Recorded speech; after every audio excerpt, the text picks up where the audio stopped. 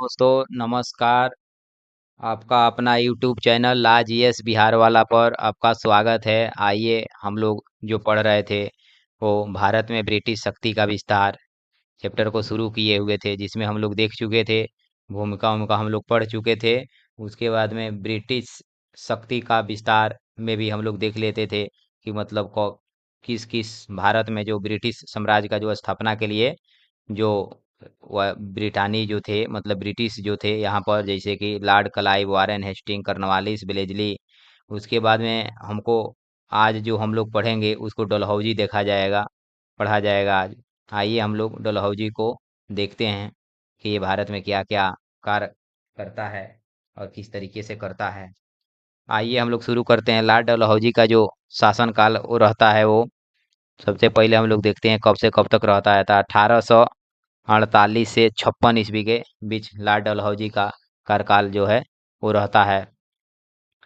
ये लॉर्ड डलहौजी जो आया था वो भारत में 12 जनवरी 1848 ईस्वी को लॉर्ड डलहौजी भारत के गवर्नर जनरल बनकर आया। वह मतलब एक प्रकार से कह लीजिए वो पूर्णतः मतलब साम्राज्यवादी प्रवृत्ति का था।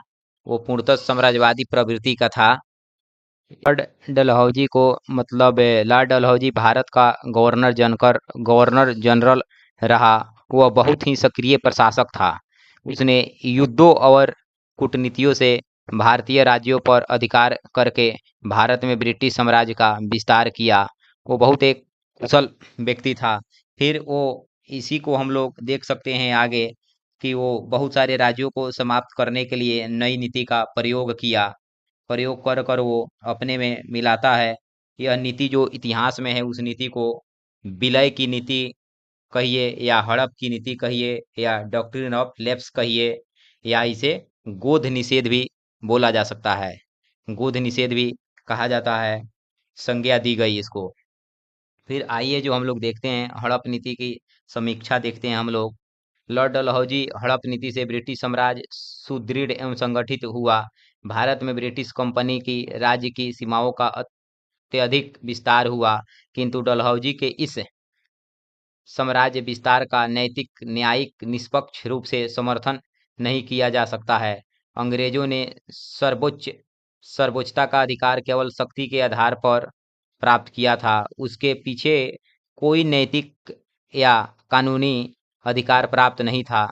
डलहौजी के हड़प नीति अनैतिक, अत्याचार और स्वार्थ से पूर्णतः थी। डलहौजी ने अपनी इस नीति से देश की प्रजा से असंतोष की भावना भर दी, जिसे ब्रिटिश विरोधी तत्वों को बढ़ावा मिला। परिणाम स्वरूप डलहौजी के वापस जाते ही 1857 का विद्रोह फूट पड़ा एवं 1858 में ब्रिटिश सरकार की देशी रियासतों के प्रति अधीनस्थ संघ की नीति अपनाई। अब देशी रियासतों के प्रति ब्रिटिश नीति का जो रवैया था वो मतलब बहुत सारा चीज़ों अपनाता है लॉर्ड डलहौजी। वो करता क्या है कि इसमें राज्य का मतलब वो विलय नीति से वो प्रभावित भी करता है। फिर उसके बाद में इसका आता है कुछ जो देसी रियासतें होती है उसको अपने में मिला लेता है, हड़प लेता है। उसी को बोला जाता है विलय नीति कहिए या हड़प नीति। वो हड़प नीति से भी उसके नाम प्रसिद्ध है।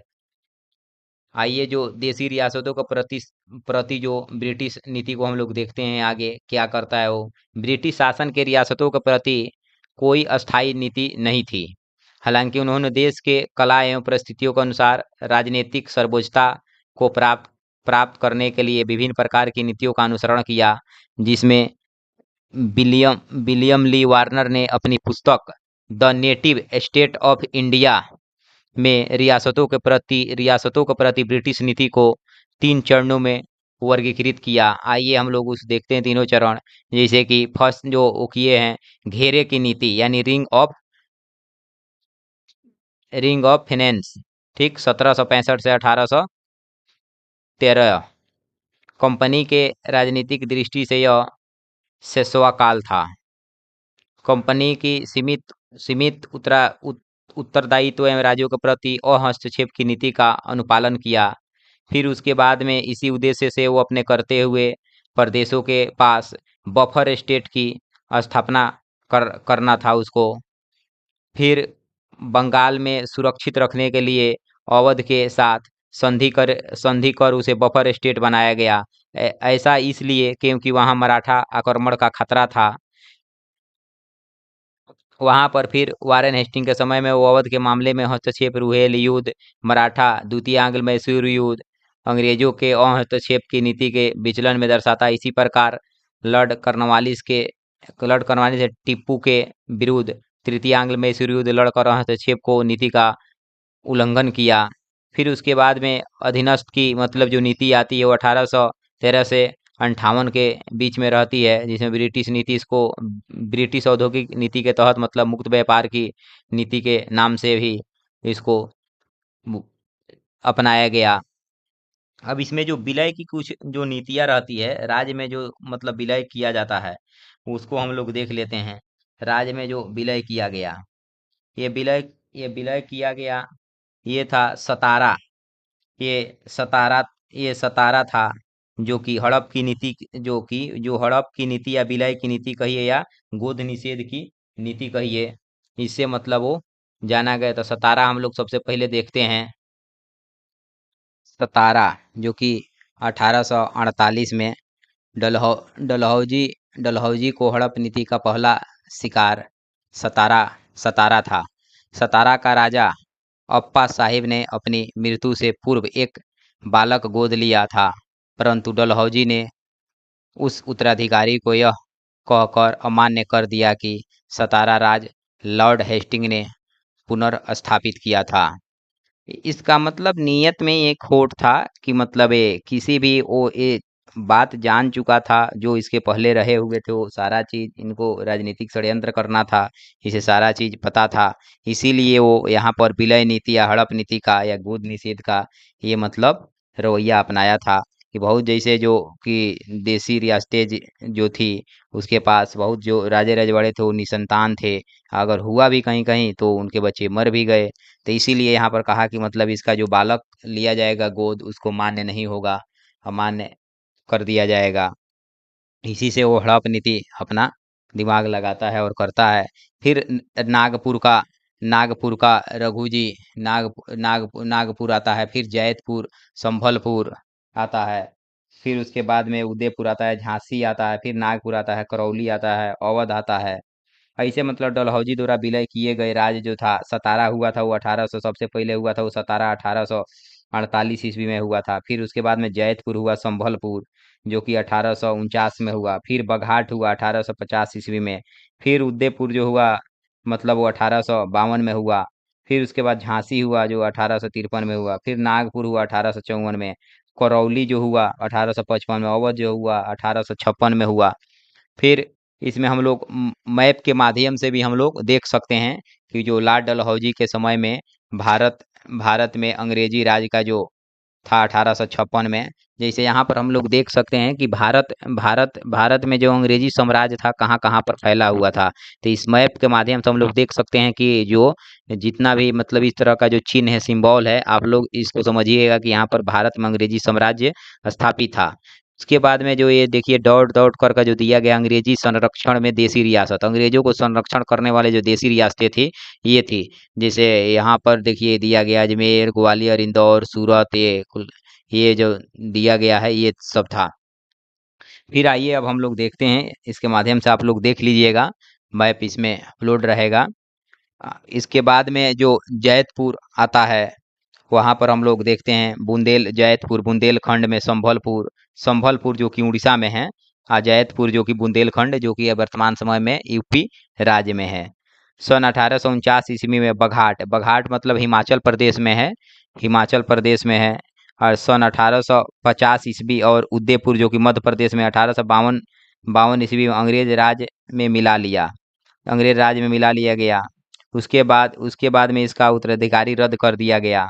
लॉर्ड डलहौजी के फैसले से मतलब उत्तराधिकारी को रद्द कर दिया गया। फिर डलहौजी ने अंग्रेजी राज्य में मिला लिया। उसके बाद डायरेक्टरों ने करौली के राज्य को स्वाधीन ठहराया और वह अंग्रेजी राज में मिलाए जाने से बचा लिया गया। फिर उसके बाद में मतलब दो अंग्रेजी डॉक्टरों के साथ दुर्व्यवहार और आरोप आरोप रोपित कर डलहौजी ने 1850 में सिक्किम पर अधिकार कर लिया। फिर सिक्किम पर भी वो अधिकार कर लेता है। फिर उसके बाद में जो यहाँ पर जैतपुर के जो संबलपुर जो था उड़ीसा में, जो शासक था नारायण सिंह निसंतान मतलब मर गया, उसका कोई संतान ही नहीं था। मृत्यु से पूर्व वो कोई पुत्र गोद नहीं ले सका, इसीलिए विधवा रानी ने शासन प्रबंधन अपने हाथ में ले लिया। लेकिन डलहौजी ने इसे अमान्य घोषित करते हुए संभलपुर को तथा उसी दौरान बुंदेलखंड में स्थित जैतपुर हड़प नीति के आधार पर 1849 में ब्रिटिश राज में मिला लिया गया। क्वेश्चन भी बनता है कि डलहौजी सबसे पहले किसको मतलब वो डलहौजी विलय किया गया था, तो सतारा को सबसे पहले विलय किया था। किस देशी रियासत को किया था, तो सतारा को किया था। फिर जैतपुर को किया, जो संभलपुर बघाट।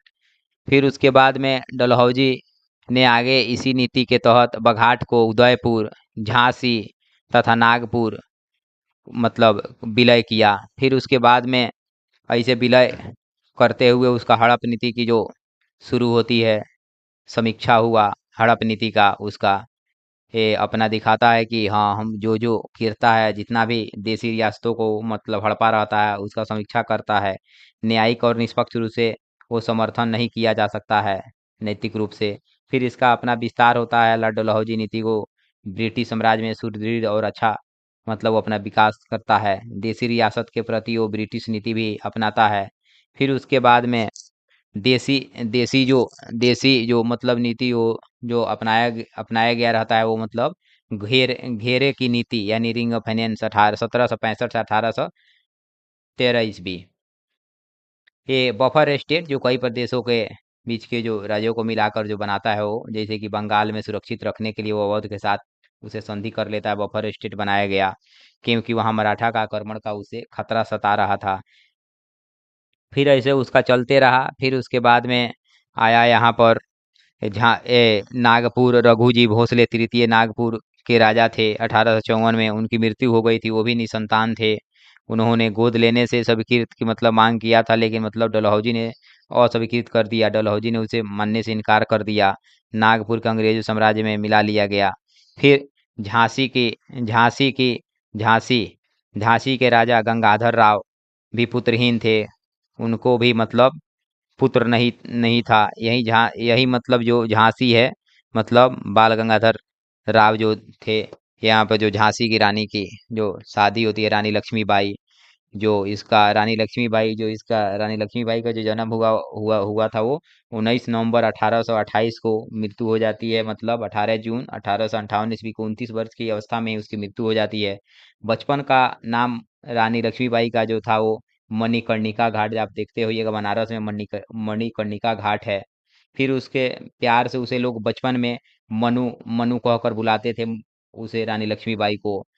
फिर उनका जो विवाह हो जाता है 1842 में महाराज महाराज गंगाधर राव नेवालकर। वो नेवालकर वो लोग लगाते थे, वो नेवालकर उनका घराना हुआ करता था। जैसे पूछ लिया जाएगा बाल गंगाधर राव किस घराने से थे तो नेवालकर घराने से थे।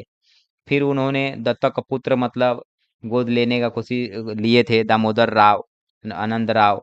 फिर उनके जो पिता थे, ये रानी लक्ष्मीबाई के, उनके पिता का नाम था मोरोपंत तांबे, जो कि वो मराठी थे और बाजीराव के सेवा में वो लगे हुए थे मराठा सेना में। फिर इनके माता का नाम रहता है रानी लक्ष्मीबाई का भागीरथी भागीरथी सापरे। फिर उसके बाद में उनके जन्म के 1851 में रानी लक्ष्मीबाई को मतलब अपना जो 42 में शादी हुआ था, उसके बाद में इनका जो शादी हुआ महाराजा गंगाधर राव से। उसके बाद में इन्होंने पुत्र इनका एक हुआ जो जन्म देती हैं। उसके बाद 4 महीने के बाद वो उसका मृत्यु हो जाता है। फिर उसके बाद में इनका मृत्यु हो जाता है। फिर वो अपने इनके जो भागीरथी सापरे जो थी, इनका भी मृत्यु हो जाता है। ये मृत्यु के बाद ये अकेले यहाँ पर नहीं रह पाती। उसके बाद में इनके पिताजी उनको लेकर चले जाते हैं। उसके बाद में वहाँ ले जाते हैं बाजीराव, मतलब जो बाजीराव के सेवा में लगे हुए थे, तो बाजीराव द्वितीय मतलब वहाँ पर थे उसी के सेवा में। जो जो उसे फिर वहाँ प्यार से फिर उन्होंने लोग छबीली बुलाने लगे, रानी लक्ष्मीबाई को प्यार से कहने लगे छबीली। फिर उसके बाद में आप देखे होइएगा इन पर एक कविता भी कविता भी है, जो कि सुभद्रा कुमारी चौहान कवित्री थी, इलाहाबाद यूनिवर्सिटी से पढ़ी हुई थी। वो लिखती भी हैं उसके बाद में कि सिंहासन हिल उठे राजवंशों ने, भ्रिकुटी तानी थी, बूढ़े भारत में भी आई फिर से नई जवानी थी, गुमी हुई आज़ादी की कीमत सबने पहचानी थी, फिर फिरंगी को करने की सबने मन में ठानी थी, चमक उठी सन 57 में वह तलवार पुरानी थी। यही बुंदेले हर बोलो के मुंह हमने सुनी कहानी थी, खूब लड़ी मर्दानी वो झांसी वाली रानी थी। यही सब बात है। रानी लक्ष्मीबाई का भी हम लोग थोड़ा सा देख लिए यहाँ पर, क्या था नहीं था। अब इसी के आगे हम लोग देखते हैं कि लाल डलहौजी जो सुधार करता है वो क्या करता है। फिर वो बरार तथा अवध को विलय कर लेता है, ये तो हम लोग देख ही लिए। इसके बाद में जो वो करता है युद्ध का मतलब विलय करता है, इसी के समय में द्वितीय आंग्ल युद्ध भी मतलब होता है, जो कि 1848 जनवरी मतलब 21 जनवरी 1949 को चिनाब के किनारे गुजरात में युद्ध हुआ। फिर वैसे चलते रहे, बर्मा का युद्ध इसी के समय में होता है, लोअर बर्मा पेंगू में विलय हुआ 1852 में। शासक विषय को सुधार जो भी करता है वो बर्मा पंजाब, वो यहाँ से भी हम लोग देख सकते हैं द्वितीय आंग्ल सिख युद्ध, जो कि 1848-49 में पंजाब की कंपनी साम्राज्य में विलय किया। फिर द्वितीय आंग्ल बर्मा युद्ध 1851-52 में लोअर बर्मा तथा पेगू का अधिग्रहण करता है। फिर वो जो करता है चार्ल्स वुड की शिक्षा नीति भी 1854 में जो आता है इसी के समय में। फिर व्यापकगत सिद्धांत लागू हुआ, इसके अंतर्गत सतारा, जैतपुर, संभलपुर, बघाट, उदयपुर, झांसी, नागपुर, अवध उसके बाद में कंपनी साम्राज्य में विलय होता है। 1855 में करौली का भी विलय किया गया, किंतु इसे बोर्ड ऑफ कंट्रोल ने मान्यता नहीं दी, अर्थात इसे वापस लौटाना पड़ा। फिर अवध का विलय आउटरम रिपोर्ट के आधार पर कुप्रशासन का आरोप लगाकर कर लिया गया। 1853 में बम्बई एवं ठाणे के बीच प्रथम रेल चलाई गई, इसी के समय में। 1854 में डाकघर अधिनियम पारित किया। फिर भारत में बंदरगाहों के अंतर्राष्ट्रीय व्यापार के लिए खोल दिया गया। विधवा पुनर्विवाह अधिनियम 1856 का मसौदा तैयार किया गया इसी के समय में। फिर सिक्किम को भारत में मिला लिया गया लॉर्ड डलहौजी के समय में। लॉर्ड डलहौजी द्वारा पीडब्ल्यूडी यानी सार्वजनिक निर्माण विभाग की स्थापना की गई, और इसी के तहत गंगा नहर का निर्माण हुआ तथा पंजाब में बारी दोआब में दो नहरों का निर्माण हुआ।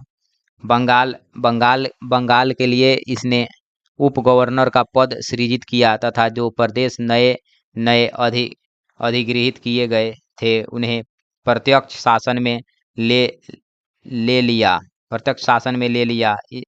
इन्हें नॉन रेगुलेशन सिस्टम कहा गया। फिर 1854 में शिक्षा सुधार के लिए वुड डिस्पैच आया, इसे भारतीय शिक्षा का मैग्ना कार्टा कहा जाता है। वुड डिस्पैच इसने मैकाले की टॉपकन पद्धति को त्याग दिया और प्रारंभिक शिक्षा देसी भाषा में देने की अनुशंसा के साथ ही स्त्री शिक्षा तथा निजी शिक्षा को भी शिक्षा में निवेश की अनुशंसा की। फिर डलहौजी ने ग्रीष्मकालीन राजधानी शिमला को बनाया, जो कि हिमाचल प्रदेश में है, और वहाँ एक सैन्य मुख्यालय भी गठित किया। लॉर्ड डलहौजी को यह श्रेय दिया जाता है कि उसने सैन्य विभाग को सार्वजनिक विभाग से अलग कर एक नया विभाग बना दिया, सिक्किम को भारत में मिला लिया। तो लॉर्ड डलहौजी का जो कार्यकाल रहा यहीं रहा। लॉर्ड डलहौजी भी अपना जो काम करता है, जो हम लोग देखे हैं शिक्षा संबंधी, जो ये 1854 में वुड डिस्पैच, उस पर हम लोग थोड़ा सा उसके बारे में जान लेते हैं। मतलब ये जो आया था शिक्षा विभाग, जो कि डिपार्टमेंट ऑफ पब्लिक इंस्ट्रक्शन की स्थापना की गई थी। शिक्षा विभाग का प्रधान एक निदेशक यानी डायरेक्टर को नियुक्त किया गया था। ये एंग्लो वर्नाक्यूलर यानी विद्यालय स्थापित के लिए ग्रामों में प्रादेशिक भाषाओं में विद्यालय को वर्नाकुलर स्कूल यानी वही देसी भाषा जो होती है उसके बारे में मतलब पढ़ाई लिखाई हो। वुड डिस्पैच लंदन विश्वविद्यालय के आदर्श पर कलकत्ता, बम्बई, मद्रास, तमिलनाडु विश्वविद्यालय बूट डिस्प्ले जो है स्थापित किया गया। अन्य सुधार भी तो हम लोग देख ही लिए हैं। रेलगाड़ी भी जो 16 अप्रैल 1853 में भारत में प्रथम रेलगाड़ी जो चलाई गई थी इसी के समय में, जो कि थाणे थाणे में चलाई गई, थाणे से मुंबई तक चलाई गई थी, 34 किलोमीटर। ये रेल जनक भी इसे कहा जाता है भारत में। 1853 में प्रथम जो तार लाइन कलकत्ता से आगरा शुरू किया था इसी के समय में किया गया था, वही डाक सेवा वाला। फिर नए पोस्ट ऑफिस मतलब एक्ट पारित किया गया 1854 में। भारत में पहली बार डाक टिकट भी जारी किया गया 1854 में, जो हम बताए। वहीं लोक निर्माण विभाग, इसको भी स्थापना किया गया था। गंगा नहर सिंचाई के लिए खोला गया था, जिसे ग्रैंड ट्रंक रोड की मरम्मत की गई थी। वहीं Sher Shah Suri grand trunk road की मरम्मत, जिसकी मकबरा मतलब सासाराम बिहार में है, उसको आगे हम लोग देखेंगे। फिर कराची मुंबई और कलकत्ता के बंदरगाहों को विकसित किया। फिर 1855-56 में संथाल विद्रोह इसी के समय में हुआ था, 56 55 56 में। फिर 1853 के चार्टर एक्ट में पारित किया गया सिविल सेवा के लिए प्रतियोगी परीक्षा की व्यवस्था की गई। इसकी जो उम्र सीमा है 18 से 23 वर्ष रखी गई। भारत में सर्वप्रथम सिविल सेवा की जो सफलता 1863 में जो प्राप्त किए थे वो सत्येंद्र नाथ टैगोर को मिली थी। वो सन 1922 में फिर प्रथम सिविल सेवा परीक्षा का केंद्र भारत में इलाहाबाद में बनाया गया था इसी के समय में। फिर ऐसे ही इसका चलते रहा, अपना समय बीतते गया। फिर आइए अब हम लोग इसी के साथ आज लॉर्ड डलहौजी को जो हम लोग देखे, इसको लॉर्ड डलहौजी आज समाप्त होता है। फिर जो ये आया आगे हम लोग जो देखेंगे ये पीछे करा कि बोल दी हिटिंग मेन। भारत में जो ब्रिटिश शक्ति का जो विस्तार हम लोग देख रहे थे, इसमें लॉर्ड डलहौजी भी हो गया। मतलब इनसे lord Clive, Warren Hasting, Cornwallis या विलेजली या डलहौजी, इनसे काफ़ी क्वेश्चन एग्जाम में बनता है और देखने को भी मिलेगा। और भी कुछ गवर्नर जनरल जो भी रहे हैं यहाँ पर, लॉर्ड विलियम बेंटिंग जो भारत में, फिर उसके बाद में वो यहाँ पर जो लॉर्ड कैनिंग भी रहता है, उसको हम लोग नेक्स्ट वीडियो में देखेंगे। तब तक के लिए साथियों, आप लोग चैनल को सब्सक्राइब करते रहिए और अपने दोस्तों को भी शेयर कीजिए ताकि वो भी इसका लाभ उठाए और उन्हें भी एग्जाम में फ़ायदा मिले। तब तक के लिए साथियों, आप लोग चैनल को सब्सक्राइब करते रहिए और दोस्तों को भी आप लोग शेयर करते रहिए। तब तक के लिए साथियों, नमस्कार।